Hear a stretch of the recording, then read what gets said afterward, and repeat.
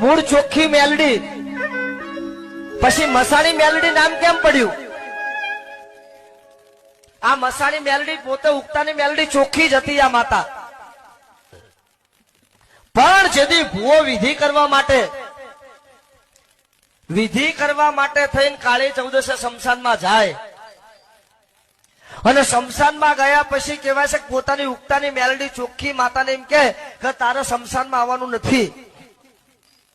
એટલે માતા તો ભૂવાના વેણે ઉભી રહી ને, એટલે વેણે માતા ઉભી રહી કે વાંધો નહીં, મારો ભૂવો હમણાં જઈને ફરીને આટા મારીને આવતો રહેશે. આને નાખી સોગન મેલડીને કે તને તારા ભૂવાની સોગન છે, હું મરી જાઉં જીવી જાઉં, તારે અંદર આવવાનું નહીં. પણ વિધિ કરતા કરતા મંત્ર ઊંધા બોલાઈ ગયા અને ભૂતડા જાગ્યા, ચૂડેલું જાગી અને ભૂવાનો મરવાનો વારો આવ્યો. એટલે એને કીધું, એ મારી મેલડી વેણ છોડ્યો તારો, આય અંદર.